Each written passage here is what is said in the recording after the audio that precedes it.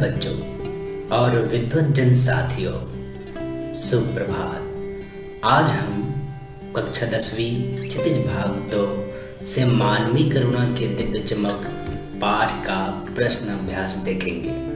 अगर आप इस पाठ का सारांश नहीं देख पाए हैं तो नीचे लिंक दी गई है, आप जाकर के देख सकते हैं या आई बटन पर जाकर के देख सकते हैं। तो चलिए प्रारंभ करते हैं।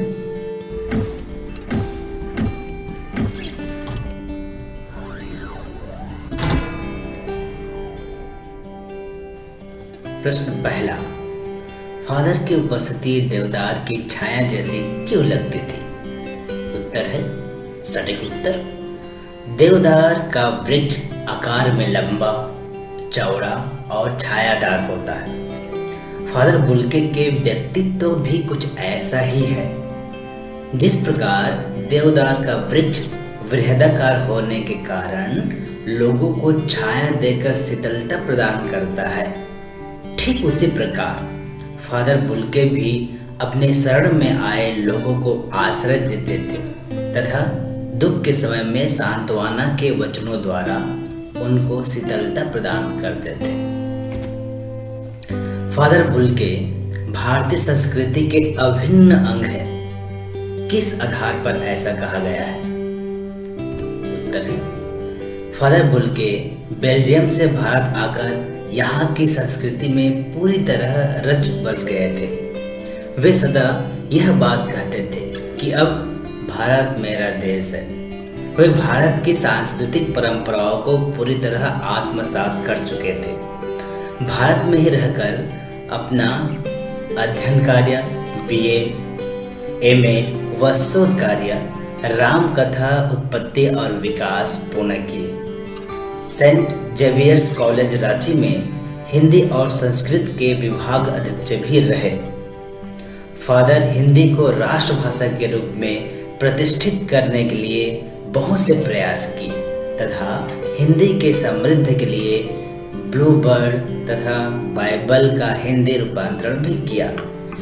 इन सभी तथ्यों के आधार पर कहा जा सकता है कि फादर बुल्के भारतीय संस्कृति के अभिन्न अंग है। प्रश्न संख्या 3, पाठ में आए उन प्रसंगों का उल्लेख कीजिए जिनसे फादर बुल्के का हिंदी प्रेम प्रकट होता है। फादर बुल्के का हिंदी प्रेम प्रकट करने वाले प्रसंग निम्नलिखित है। फादर बुल्के ने कोलकाता से BA करने के बाद हिंदी में MA इलाहाबाद से किए। दूसरा, उन्होंने प्रामाणिक अंग्रेजी हिंदी शब्दकोश तैयार किया। तीसरा, मातरलिंग का प्रसिद्ध नाटक ब्लू बर्ड का हिंदी में नील पंछी नाम से अनुवाद किया। चौथा, इलाहाबाद विश्वविद्यालय से राम कथा उत्पत्ति और विकास पर शोध प्रबंध लिखा। पांचवा, हिंदी साहित्य संस्था परिमल के सदस्य बने। छठवां, हिंदी को राष्ट्रभाषा का गौरव दिलवाने के लिए हमेशा प्रयास करते रहे, इत्यादि। ये सभी प्रसंग है। प्रश्न चौथा, इस पाठ के आधार पर फादर कामिल बुल्के की जो छवि उभारती है उसे अपने शब्दों में लिखिए। प्रस्तुत पाठ के आधार पर फादर कामिल बुल्के एक विदेशी भारतीय साधु के रूप में उभरकर हमारे सामने आते हैं। उनका गोरा रंग, सफेद झाई मारती भूरी दाढ़ी, आंखें, उनके सन्यासी के सच्चे स्वरूप में फादर बुल्के का जीवन सभी के लिए अनुकरणीय है। वे पारिवारिक जलसों में पुरोहित या बड़े भाई की तरह उपस्थित होकर आशीर्वाद से भर देते थे, जिससे मन को अद्भुत शांति मिलती थी। उस समय उनकी छवि देवदार के विशाल वृक्ष जैसे होती थी। उनकी छवि जो भर के हमारे सामने प्रस्तुत होती है। लेखक ने फादर बुल्के को मानवीय करुणा की दिव्य चमक क्यों कहा है? लेखक ने फादर बुल्के को मानवीय करुणा की दिव्य चमक इसलिए कहा है क्योंकि फादर के हृदय में मानव के प्रति करुणा की असीम भावना विद्यमान थी। उनके मन में अपने हर एक प्रियजन के लिए ममता और अपनत्व का भावना उमड़ता था। वे लोगों को अपने आशीषों से भर देते थे। उनकी आंखों की चमक में असीम वात्सल्य तैरता रहता था।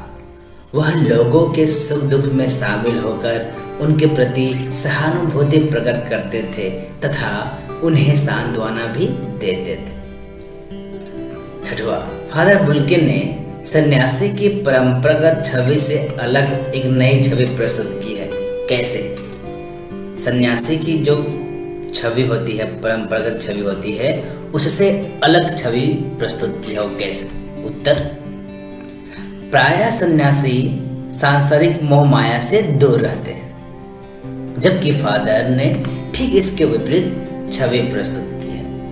परंपरागत सन्यासियों की तरह न रहकर वे सबके सुख दुख में शामिल होते।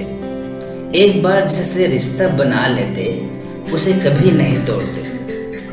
सबके प्रति अपना प्रेम और गहरा लगाव रखते थे। लोगों के घर आना जाना लगा रहता था।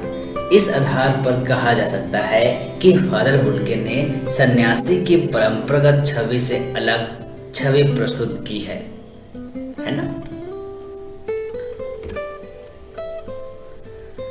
भाव स्पष्ट करना, आशय स्पष्ट कीजिए या भाव स्पष्ट कीजिए। नम आंखों को गिनना, स्याही फैलाना है। फादर को याद करना एक उदास शांत संगीत को सुनने जैसा है।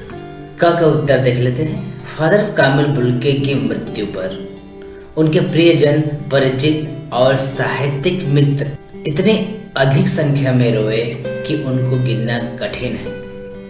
उनके बारे में लिखना व्यर्थ में स्याही खर्च करना है।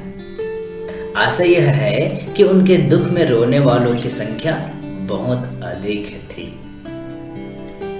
खा का देख लेते हैं। खा का लेखक को फादर को याद करना एक उदास शांत संगीत को सुनने जैसा है।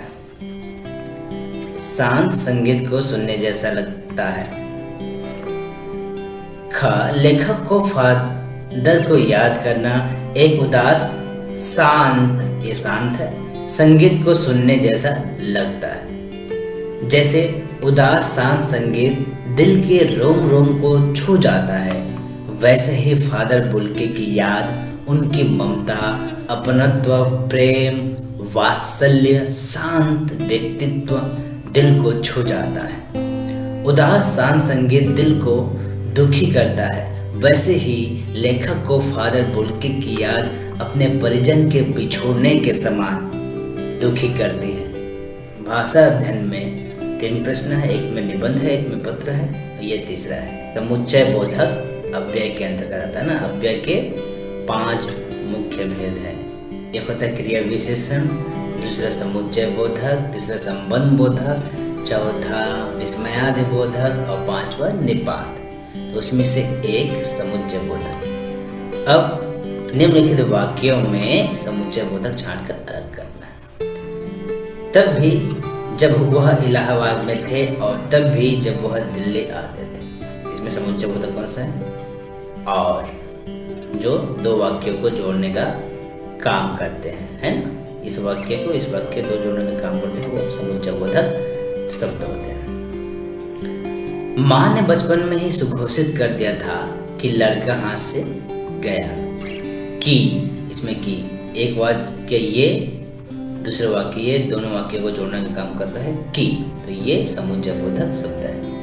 वे रिश्ता बनाते थे, एक वाक्य, तो तोड़ते नहीं थे दूसरा वाक्य, ये उसको जोड़ने का काम कर रहा है, ये समुच्चय बोधक शब्द। उनके मुख से सांत्वना के जादू भरे दो शब्द सुनना एक ऐसी रोशनी से भर देता था जो किसी गहरी तपस्या से जन्मती है ना। तो इसमें क्या है, इतनी लंबी वाक्य है यहाँ से लेकर के यहाँ तक। अब जो समुच्चय बोधक है ना, जो एक वाक्य ये, दूसरे वाक्य ये, दोनों को जोड़ने का काम जो कर रही है। पिता और भाइयों के लिए बहुत लगाव मन में नहीं था, एक वाक्य हो गया। वह स्मृति में अक्सर डूब जाते हैं, ये दूसरे वाक्य है, दोनों को जोड़ने का काम करता है लेकिन। ये सब समुच्चय बोधक शब्द हैं। ठीक है, धन्यवाद।